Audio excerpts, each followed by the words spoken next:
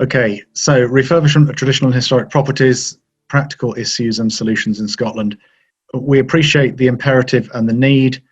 In Scotland, traditional buildings are about 20% of the domestic total. And we've been engaged with this task on research really since about 2008. We've completed about 20 thermal upgrade projects. And to some extent, without sounding a bit conceited, we're fairly comfortable with a range of measures that balance building conservation, actual energy improvements, and the need to appreciate and work with the technology of the building. And I'll touch on that briefly. But in reality now, skills and training are now the key to this, because I can have all the good ideas in the world, I can test them and prove they work. But if there's no one to actually do the work, and no one to specify it or design it or get to tell folk how to do it, it's not going to happen at all. So I think the imperative is shifting to the skills and qualification side, and particularly the work on site. So I'll make no apologies that this is aimed quite firmly at trades, because these are the people who are going to be delivering and doing the work.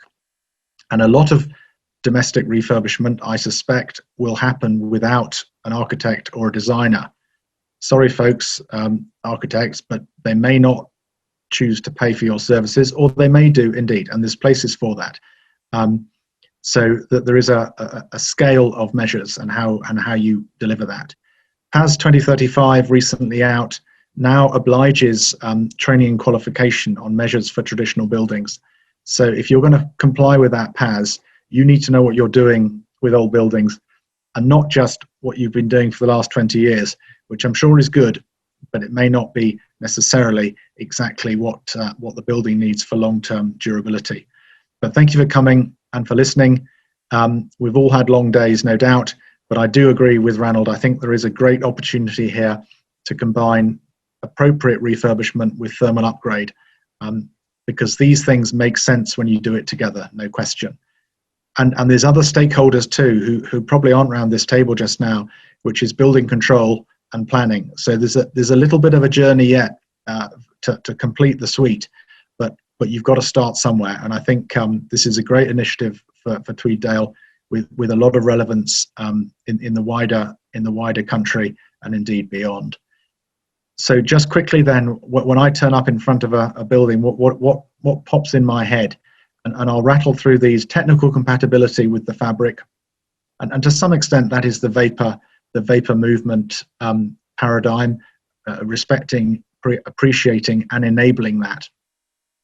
I like the word frugal innovation because it means we're doing cunning things with simple stuff, I think. A big factor is the upgrade of existing fabric. So we're really adding stuff, not removing it. I don't think, for carbon reasons and indeed building conservation reasons, we should be adding to big rows of skips outside properties. Although generally in a refurbishment, that's what happens. I'm interested in the durability and the resilience of interventions. If somebody says to me proudly, this product has a 10-year guarantee, I will not be interested in it. I want that there to be there for the rest of that building's duration and lifetime, because otherwise you're just saddling the owner with a second tier of refurbishment cost. And this is going to be expensive. In the current climate, it's marginal. Don't ask them to do it twice. Coming up the scorecard is ventilation and indoor air quality. And to some extent, COVID has reinforced the thinking on that. And I think we have, in refurbishment, we've probably not got that right in the past. And we've created some pretty unhealthy indoor environments for children and for all sorts of folk. And the building needs to be in good condition. It kind of goes without saying, but I'm going to say it anyway. So where do I start then? Well, I tend to start at the bottom with the floor, which is upside down thinking from deal with your roof. But actually, if your feet are warm and not losing heat downwards, you'll be much more thermally comfortable with a lower ambient temperature around you. And this is about human thermal comfort. This is not necessarily about massively low U values and massively airtight buildings, although that is the paradigm that has pushed refurbishment for the last 15, 20 years. This is about making humans comfortable. Windows, obviously, Roof insulation, yes, whether that's warm or cold. Doors and other openings, clearly. Wall insulation is lower down the list, but I think we need to do it. Generally, that's internal, but there is a very strong case for external wall insulation, especially if it's tied in with appropriate reinstatement of external renders, which Scotland was absolutely covered in. I will commend you to Technical Paper 31, which is a building spotter's guide to vintage coverings for walls, and see how long they last if you don't bugger them up. And ventilation, please. So here's the default Scottish building that we're sort of aiming at. Let's call it 1860, let's call it 1.5 stories, with a range of interventions that I won't go through due to the time, but I will go through images of these things happening in the slides that follow. So I hope if you can read the moodish blue comments there, that these are fairly standard things that you look at. But I would emphasize, we're not taking down chimneys, we're not blocking off flues, we're not doing any of that, because they have a part to play in the ongoing story, even if you don't choose to warm yourself by a coal fire. They have other uses. I won't touch on micro-renewables, but they definitely have a place, particularly on getting older buildings into the upper bands of the energy performance certificate, which is, of course, a very, very big and important part of why we do refurbishment. Anyway, most of what I'm going to discuss now will feature around this building, Holyrood Park Lodge in Edinburgh, Gothic sort of style, built 1858 as part of the Royal Park, Category B listed, although my predecessors at Historic Scotland have absolutely buggered the interior, but there we go. It's a cute thing, and this has been rewritten up as a refurbishment case study and published, so you can read about the detail if you don't manage to catch all my words today. And ditto, here is a nice little cottage in the borders on the A7 as it happens. It's been empty for a number of years, and it's got real cute quality there, which I really like, and I just dread when it's going to get, what's the word, modernized, and it will lose quite a lot of that special character and texture and proportion and materials, etc., etc. But I would contend that most of what I can describe you today can apply to that building, and it will look pretty much the same, but be a whole lot warmer, and its fabric will be, obviously, as part of the work, can be a whole lot better too. So there is no barrier to aesthetics in what I'm going to describe to you. And if I can do it in a Category B listed lodge in the centre of Edinburgh with everyone breathing down my neck, I'm sure we can manage it in the borders to a good standard on traditional properties like this, which won't be listed, but we deserve to do it right and keep the aesthetic quality that frankly gives buildings value. And we're in the business of maintaining value for the client and adding value if you're a designer. Anyway, what did we do at the lodge? Pre-intervention monitoring. How did the building perform before we started? Floor insulation, windows, roof, doors, walls, ventilation, and some infrared heating as a bit of a test to see how that performed. If we can decarbonize the electric grid, then electric heating becomes really quite a good option, particularly where there may be limitations on photovoltaics or other things. So I think electric heating definitely has a place in the refurbishment suite, or indeed air source heat pumps or other renewables, which are a different discussion and a different lecture. So I won't dwell on that. This is what the lodge looks like from above. This is part of a BIM model that we did. Just to give you an idea, it's geometrically fairly complex, and lots of sticky outy bits and that, and I'd call that quite a high surface area to internal volume ratio. Code 4 loses heat like hell, particularly this porch here, but let's not dwell on that. Here's the ground plan briefly, with the descriptions of the new uses for the ground floor of the building. So we're getting a shop in here and an exhibition room. So that was the main prompt for the intervention on the building, and with that we fitted in the energy measures as best practice, in our view, demonstration, which until COVID hit, you could come and look at. You could book it in, and I could show you around, and you could have a nose, smell it, push it, prod it, and see if it fitted with what you think. So starting at the bottom, this is the floor that we lifted the old boards, cleaned out 40 bags of rubble from underneath all that. It was pretty dry. Got ready for the insulation, which is this stuff here. We love wood fibre board, which we put pretty much everywhere. And I'm following this in the order of, if your feet are warm, you'll feel better. You'll notice they're new floorboards. The salvaged ones made up the other ground floor room and the corridor, which was, we could have probably saved a bit more, in fact, but joiner was in a hurry. This is the roof option. This is the warm roof above the main meeting room on the first floor. You'll note the roof slope has got 150 mil of wood fibre on those on the battens nailed each side of the main rafter. You'll see an enlarged roof access hatch being put in. That's so that we could get up there very, very easily. We could show visitors up there. We could get the monitoring in there easily. So there was a little bit of intervention in the ceiling. This is the roof of the porch after the intervention, with 100 mil of wood fiberboard between the rafters, and then closed in with a 6 mil ply, and then a clay paint on it as a sort of contribution to humidity buffering. Now the lodge is only used by a couple of folk for the shop, so I'm not pretending it is representative of domestic vapor loading, but we wanted to show people what these things looked like. Perhaps of interest from the ventilation side, up in the top end of the gable there, in the middle, bottom middle of the image, is a little quarter light on a worm gear. As we enter a warming world, we are going to need to ventilate a whole lot better. And when you ventilate a building, you take the hot stuff out of the top. You take the sweaty air that you don't want to breathe out of the top, because that's where it's going.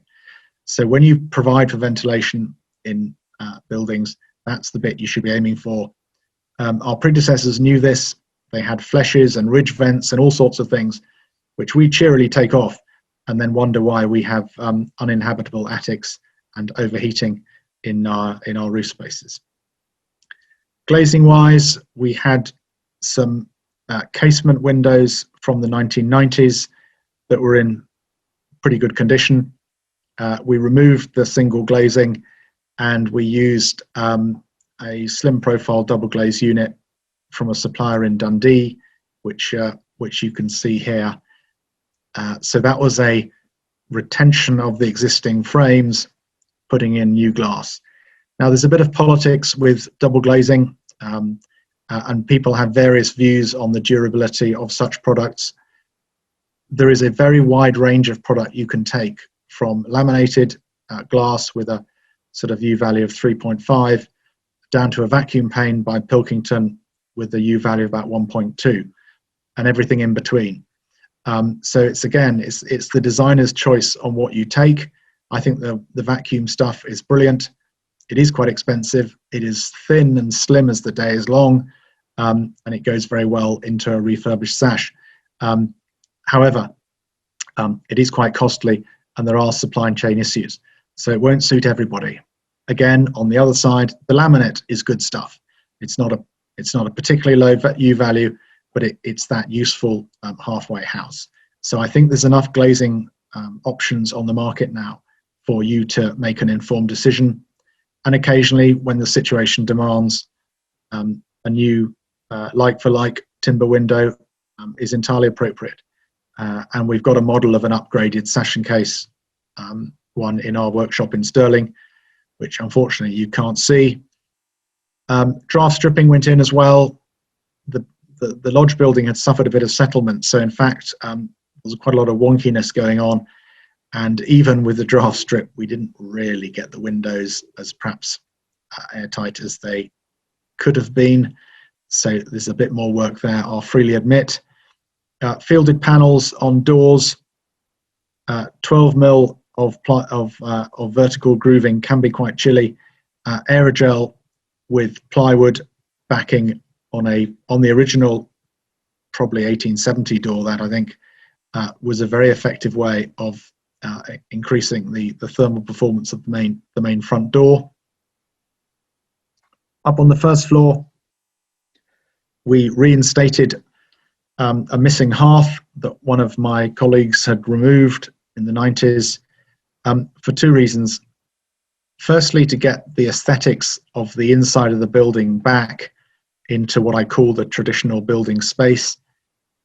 And secondly, to look at the effectiveness of hearths and flues in supplying background ventilation.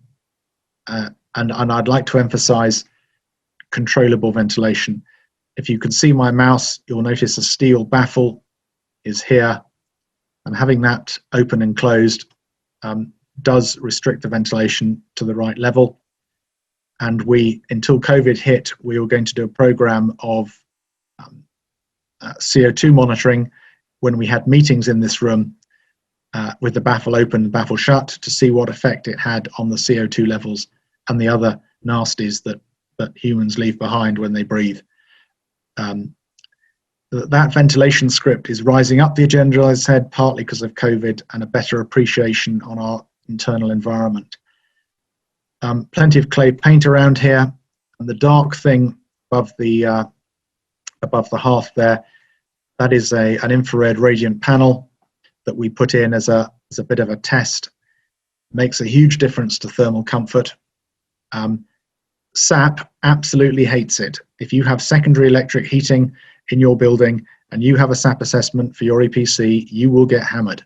So in fact, this radiant panel, which makes your back lovely and warm in meetings, has been disconnected and will be removed because I get 6 SAP points if I do that. And I'm in that game. But I think the principle, I think it's a good one. Let's move on. In terms of walls then, here's a kind of rubbly makeup of a standard Scottish wall. And our premise in the intervention of this is to try and retain the internal lining, because I like that stuff. And if you take it out, it makes a hell of a mess and you feel skips and dust.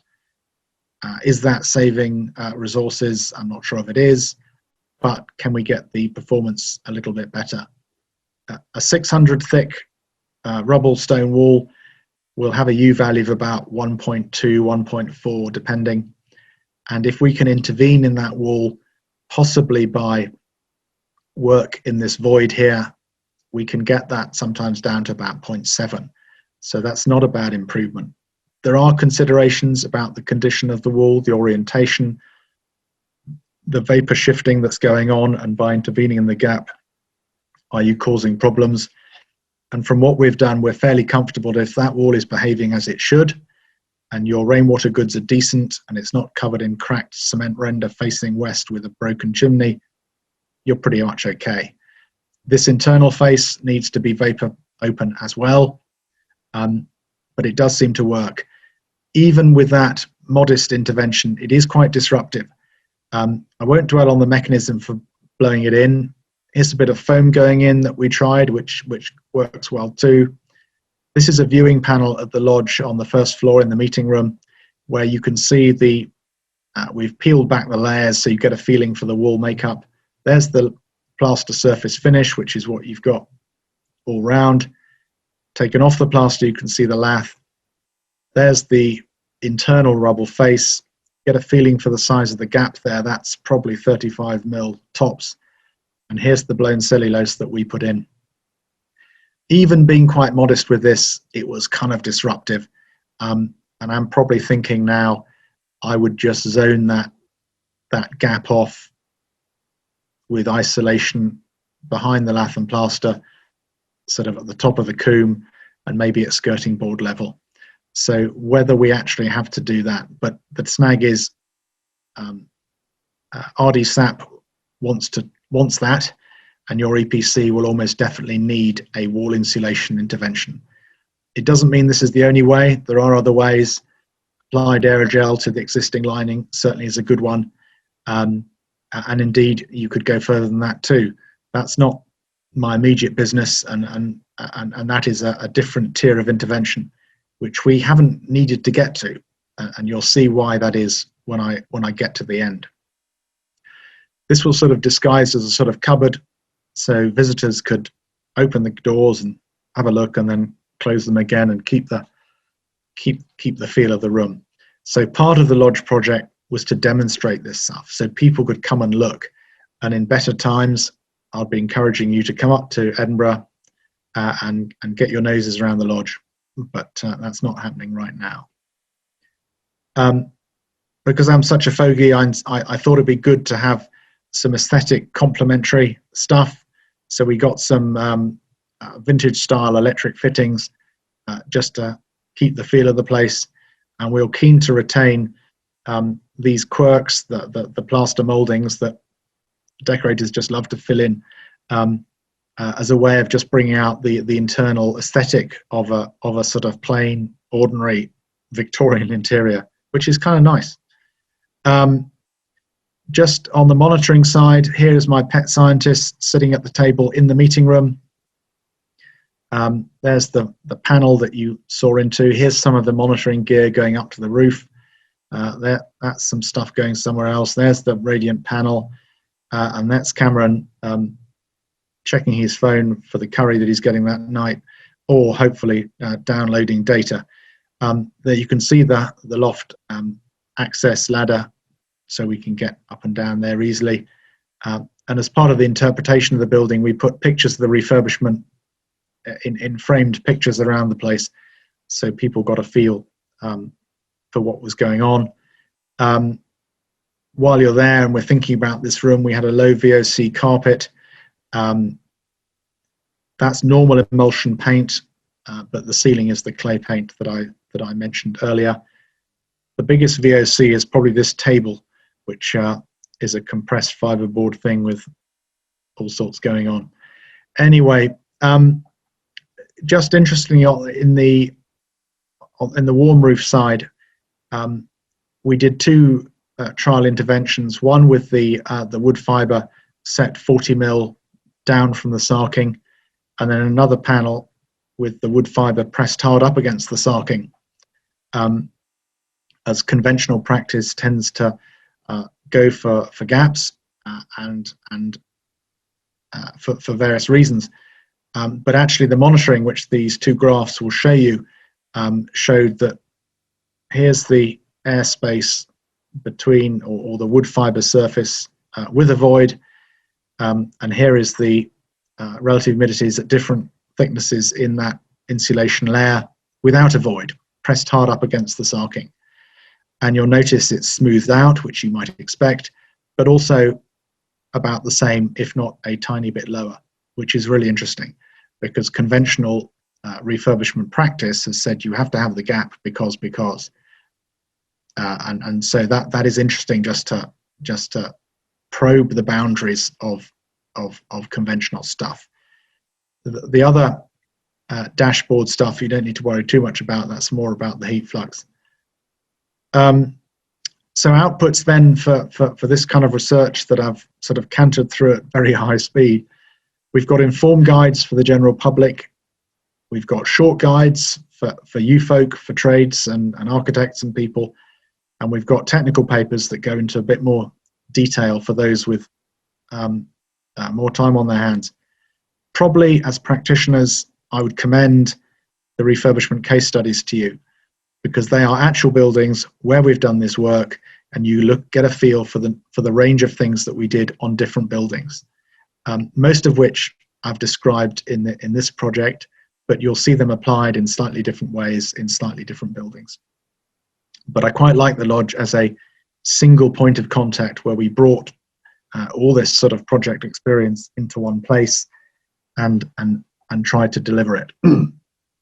At the moment, our short guide 1, which is a PDF free on the web, is available. That is getting updated as we speak, and hopefully by February next year we'll have a similar looking but more comprehensive document that looks at considerations from building control, observations on the energy performance certificate and how you can work the EPC and your SAP assessment a bit more cannily and get good results. People complain about the EPC and they complain about RD-SAP, which is a little bit unfair, because if you spend an hour on your EPC and give the guy 40 quid, you'll get an hour's worth of result, and your SAP rating will reflect that. If you model the building carefully and you put in all the information you can, particularly insulation thickness and all the extra details that take time, you can get a respectable result from the SAP and the EPC to a degree. It is quite crude, and the recommendations at the end of the EPC are quite crude. And we are working with the Energy Savings Trust on working out a second tier assessment for pre-1919 buildings that considers interventions that are described, that considers the actual SAP points that you can get from some of this stuff, and the results I'm hoping will be a much more positive way for owners of older buildings to take forward, and the recommendations will be tailored to the type of intervention you've just seen. So when the homeowner gets their report, they'll have a more targeted and tailored suite with hopefully a better SAP rating as a result, because it has been thought about with a bit more care. Deluging you with links and information to other stuff. Task 59 is a collaborative European project that we've been involved with for the last 2 years, where we are sharing and disseminating refurbishment experience across the whole sort of Northern Europe area. Please sign up to the newsletter. That's probably the easiest and most pain-free way. It'll just fly into your inbox, and you'll get a series of articles and links on recent projects. And we're quite active on that in terms of putting our stuff forward. So it's probably quite a good way of getting links and things to us in case the Hess machine doesn't work quite well enough. So go for the newsletter. It's a really two-click affair to sign up to it. And I think it'll be a useful targeted read for you. They're my details there. In conclusion, you'll probably ask me, so what EPC did the lodge actually get after all that work? And at the moment, as it stands, we got an upper end of the band D.